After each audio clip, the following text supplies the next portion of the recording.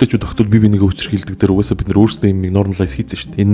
Эннээс бас энэс болж энийхээ танхаа бүдүүлэг байдлыг зүгээр зөрөгтэй шулуун шудрах хүүхэн гэж магтаал эднэрийнхээ бүжгэлж байгаа маазарч байгаа бичлэгэн дээр нь хэдэн мянган лайк дараал хөөхөн гээл шүтэл бишрээ. Энэ ч гэсэн бусад эмэгтэйчүүдийн янз бүрээр хийлээл тэгтэн үнэн шитгэж доогор нь олон мянган параа орж ирээл. Эхлээд жинхнээсээ хариуцлага хүлээчих чадамжтай боломжтой томчуудаас эхлэхгүй чинь хүүхдүүдээс одоо яах юу хүсч хүлээх юм бид нар хэрэг байхгүй шүү дээ ингэж уурлаад. Тийм юм байж манай үед арай чинь баагүй танаа үед ингэж тэгж ин одоо одооны хүүхдүүд гэж ярих болох хэрэгтэй. Юунд нь гайхаад байгаа. Гайхах юм ерөөсөй байхгүй шүү дээ. Одоо хүүхдүүд чинь Instagram, TikTok гэдэг контентын зах зээл дунд өсөж байгаа. Энэ бүр контент хийж тэрийг найз нар дундаа тараагаад cool юм шиг харагдаад хүчтэй strong bind-тэй lag амар скибиди пап гэж харагдаад байгаа байхгүй. Тэр нь л овоо задарчлаа. Тэгээ харангууд яг зүгээр дүүжил цаазал алан хятан талан уучлахгүй өвдөг сөгдүүлнэ гэж захнаага мажиж байгаа хүмүүсийн яриа сонсогдож байгаа болохоос яг шийдэл ярьж байгаа хүмүүсийн та нар пост харж байгаа юм. Надад л харагдахгүй шүү дээ. Тэгээ амар найзуудаа зодоод байгаа охтууд гинт нэгүн цэг юм байна сайтаар те. Үйлэл гараад ирэх та нар өрөвдөө зүгээр мартчихдаг шүү дээ. Мартал дуусах шүү дээ та нар. Зөвхөн энэ хүүхдүүд эцэг эхчүүд гэлтгүү. Манай сургуулиуд бас муу байна.